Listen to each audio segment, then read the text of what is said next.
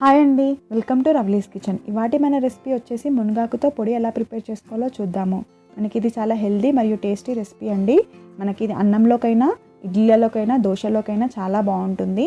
ఇది మనకి వెయిట్ లాస్కి కూడా చాలా బాగా ఉపయోగపడుతుంది. పీసీఓడి అలాంటి ప్రాబ్లమ్స్ ఉన్న వాళ్ళకు కూడా ఈ పొడి చాలా బాగా ఉపయోగపడుతుంది. ఇప్పుడు వీటికి కావాల్సిన పదార్థాలు ఏంటో చూసుకుందాము.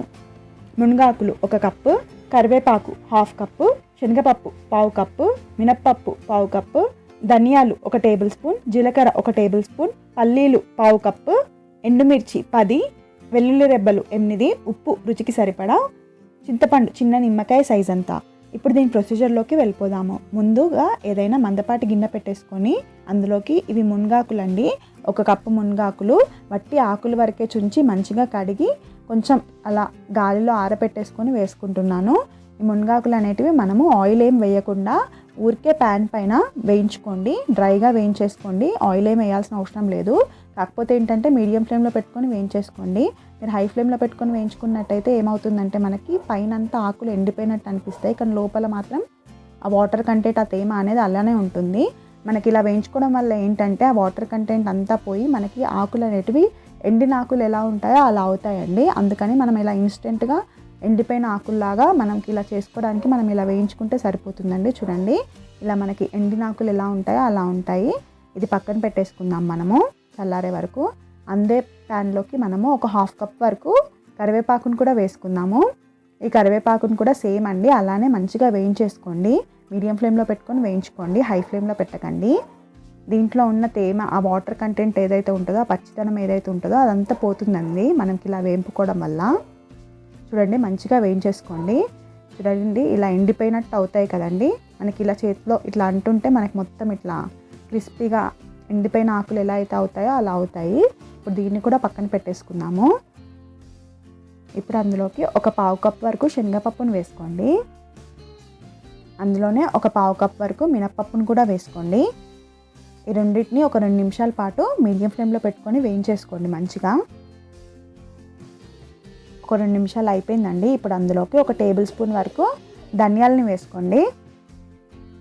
అందులోకి 1 టేబుల్ స్పూన్ వరకు జీలకర్రని కూడా వేసుకోండి. ఇవన్నిటిని బాగా కలపండి, మంచిగా వేయించుకోండి.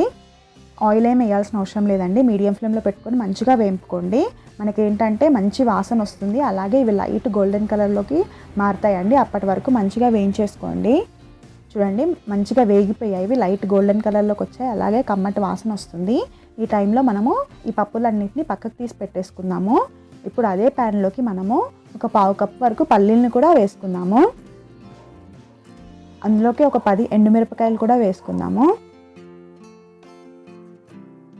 అందులోనే 8 వెల్లుల్లిపాయ రెబ్బలు కూడా వేసుకొని బాగా వేయించుకోండి. చూడండి, ఇలా మంచిగా వేయించుకోండి. మీడియం ఫ్లేమ్లో పెట్టుకొని వేయించుకోండి. మంచిగా ఆ పల్లీలు అలాగే ఎండుమిర్చి అలాగే వెల్లుల్లిపాయ రెబ్బలు అనేటివి బాగా వేగే వరకు మంచిగా వేయించేసుకోండి. చూడండి, ఇవి మంచిగా వేగిపోయాయి. ఇప్పుడు ఈ పప్పులన్నిటిని పక్కన పెట్టేసుకుందాము చల్లారే వరకు మంచిగా. ఇప్పుడు ఒక మిక్సీ జార్ తీసుకొని మనకు ఆ పప్పులు అనేటివి చల్లారిపోయాయండి. ఆ మిక్సీ జార్లోకి ఫస్ట్ పప్పులన్నిటిని పట్టేసుకుందాం మనము. ఈ పప్పులన్నీ ఆ మిక్సీ జార్లోకి వేసేసుకోండి. అందులోకి ఒక చిన్న నిమ్మకాయ సైజ్ అంతా చింతపండును కూడా వేసుకోండి. అందులోకి రుచికి సరిపడా ఉప్పు వేసుకోండి. మనకేంటంటే పొడులలో కొంచెం ఉప్పు మనకు నోట్లో వేసుకోగానే ఉప్పుగా అనిపిస్తే మనకేంటంటే అన్నంలో కలుపుకున్నప్పుడు టేస్ట్ వస్తుందండి. అందుకని ఉప్పు మీకు రుచికి సరిపడా వేసుకోండి. చూడండి, నేను మెత్తగా పట్టేసుకున్నాను. అందులోకి మనం ఇందాక ఆకులు వేంపి పెట్టుకున్నాం కదండి, కరివేపాకు అలాగే మునగాకు, అవి కూడా వేసుకొని మెత్తటి పౌడర్ లాగా పట్టేసుకుందాము.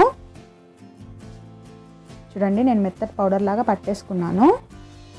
అంతేనండి, మనకు మునగాకు పొడి అనేది రెడీ అయిపోయింది. మనం ఇది ఏదైనా ఎయిర్ టైట్ కంటైనర్లో పెట్టుకున్నట్టయితే నెల రోజుల వరకైనా నిల్వ ఉంటుందండి. మనకి హెల్త్కి కూడా చాలా మంచిది. రోజుకు 1 టీ స్పూన్ అలా తినడం వల్ల చాలా మంచిది మనకి హెల్త్కి, వెయిట్ లాస్కి, అలాగే హెల్త్కి కూడా చాలా మంచిదండి. మనకి ఇడ్లీలలోకైనా, అన్నంలోకైనా, అలాగే చపాతీలలోకైనా, దోశల్లోకైనా చాలా బాగుంటుంది. మీకు టేస్ట్లో కూడా ఎటువంటి కాంప్రమైజ్ అవసరం లేదండి. టేస్ట్ కూడా చాలా బాగుంటుంది. మా ఈ రెసిపీ కనుక మీకు నచ్చినట్లయితే లైక్ చేయడం, షేర్ చేయడం, అలాగే సబ్స్క్రైబ్ చేసుకోవడం మర్చిపోకండి. మేము వీడియో పెట్టగానే నోటిఫికేషన్ రావాలంటే పక్కనే ఉన్న బెల్ ఐకాన్ని క్లిక్ చేయండి. Thanks for watching this video.